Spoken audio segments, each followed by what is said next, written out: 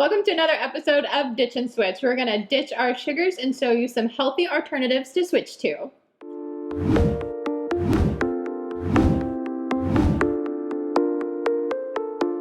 Hi again. So today, like Sabrina said, we're going to be talking about sugar. Yes. And what we can do to satisfy our sweet tooth without having all the sugar yuckiness. Yes. So we know that sugar isn't great for us.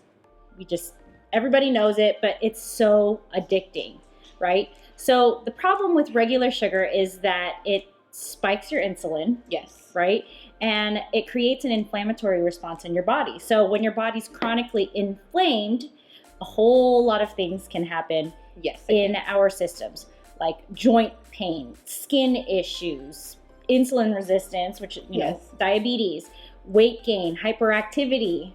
Yes, those are my children. So this is why sugar is limited as much as possible. Yeah, and it's easy to consume a lot of sugar, right? Yes, even in just a soda can, I don't even know how many cups of sugar there is in that. It's just crazy. Yes. So instead of using sugar, we had switched out a lot of our recipes and different kinds of things. Exactly. With sugar alternatives, right? So we've got a couple ideas for everybody. So we'll talk about the stuff that we've used. If you have any ideas, obviously please let us know, because we're always open to different ideas. Yes, definitely. So you want to start? One of the ones that I've switched to is the blue agave. I use that when I just need a liquid sweetener. So when you're sweetening up a couple of drinks like iced tea, my kids love iced tea. So this is one of the ones that I actually use for it. There's a peppermint cooling tea that I make for them during the summer, and they love that. And baking is, I use this monk fruit sugar, and actually Joan is the one that introduced me to it. And it's the 1-to-1 ratio, and I love being able to cook with this. My husband loves the flavor of this because when he was on a diet and wasn't eating anything sweet, he realized, oh, this isn't sugar? Mm-hmm. Oh, it's keto approved. Okay. He would take literally a teaspoon of sugar, scoop out a teaspoon and go, and I'm looking at him like, what did you just do? And he goes, well, I don't have to eat anything else now. It was just my little sugar. I'm like, oh my God. I like this one too.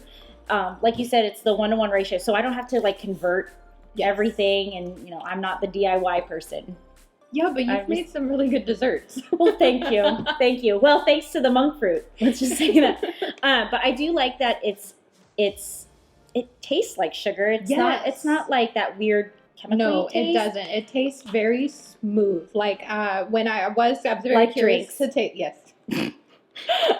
When I did taste this, and you put it on your tongue, it dissolves immediately. It is a very smooth, fine taste. It has no aftertaste, which is the reason why I love this, because otherwise Ben wouldn't be eating any of it. So, because he doesn't like the taste of stevia, he doesn't like the taste of, there was another one that, not stevia, but it's similar to stevia. I was trying to remember it. I don't remember stevia. Yeah, but he doesn't like that one, and then I don't really like the flavor of that one. So this one you can actually find at Costco. Yes. It's only $8.99. Yes, because usually in the grocery stores it's half the bag. Yeah. And Yeah, so every time I go to Costco, I grab a bag because, you have to. Yes. But this is a great replacement. Again, we had mentioned stevia. Stevia is a really good one too. I personally don't mind the taste of stevia, but a lot of people don't care for it because there is a strange, I'd say chemically aftertaste, like a chemically taste after. I personally don't care, but in large quantities, it's not very good. But that's another alternative. So we've got honey, we've got the monk fruit, and then we've got stevia. Yeah, the honey, we usually try to get at local, because there's farmers markets that we'll go to, and they usually have local honey, literally within a town or two over from us. Yeah. And they have awesome honey. Yeah. I love their honey. One of the remedies that everybody was going crazy about here when I was talking about allergies, that's probably another episode right there. Allergies. Yes. But one of the remedies that everybody swore by was taking local honey. Yep. Local honey. So I just use it in teas or something like that. I'm not really a big tea person, but if I have tea, that's what I'll use to sweeten it up. Yeah. The other alternatives, there's also xylitol and erythritol, if you haven't heard of those. Erythritol is actually in this. It's mixed to make it granular, because a lot of the times, like stevia and whatnot, they can be liquid. So they put it in these, like the sugars that you bake with, so they can make them granular, and you can bake with them and cook with them and do whatever. These are things that I'm learning from her. This is like years of going through like ingredients and going, what does this do? What does this do? What does this do? Yeah. But those are typically okay with us. Like we don't crash. That's the biggest thing too, is when you have tons of sugar, you have that really, really high point, and you're like crazy hyperactive, and then suddenly you're just crashing really quickly. Yes. But we don't get these with the and sugar alternatives. I try to make my own like things that have chocolate in it, with just cocoa powder. Because my kids, on having a piece of chocolate, like, oh, can I have a piece of Hershey bar? Mm-hmm. My kids are usually well behaved. They're very calm, mellow, for being boys. Yeah, I have to say they are very mellow. Like she said, mellow. But when they have chocolate, I'm like, oh my god. Yeah. Running up the walls. Yeah, and I'm like, is it bedtime yet? You're going to your grandparents. Yeah. The volume goes up 2 decibels. Yeah. So there are a lot of alternatives. Yes. For sugar. And you're going to see in some more episodes later on that we're all going to be using these in some of our recipes that we're going to be making on these episodes. Yeah.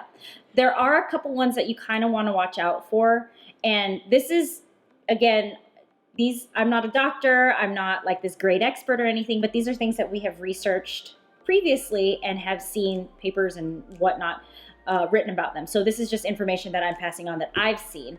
Yes. So there are certain sugar alternatives that you kind of want to watch out for. Aspartame is a huge one. Yes. Maltitol, Splenda. So Splenda is sucralose. I want to say sucralose, and dextrose, which is made out of corn. And I mean, it's not like deadly or anything, but it's not that great for you.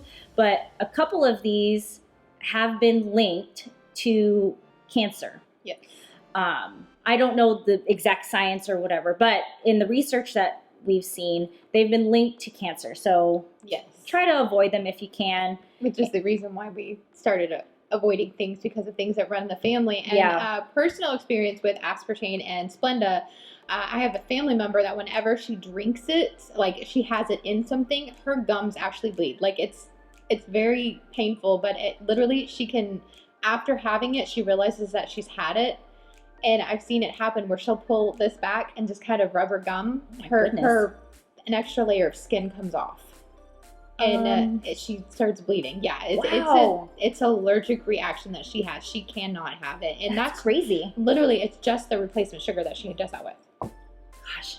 And the crazy thing is, it's on our, like when you go to a restaurant, it's just readily available. Exactly. Which is crazy. But anyways, try to avoid those, because there's plenty of alternatives out there. If you guys have any other alternatives that we haven't mentioned, please let us know in the comments, because we want to learn more about them. Yes, so. And we do look at those comments, so please leave those comments. And if you want to see more episodes, make sure to hit that subscribe button down below, and we will see you next time. Bye.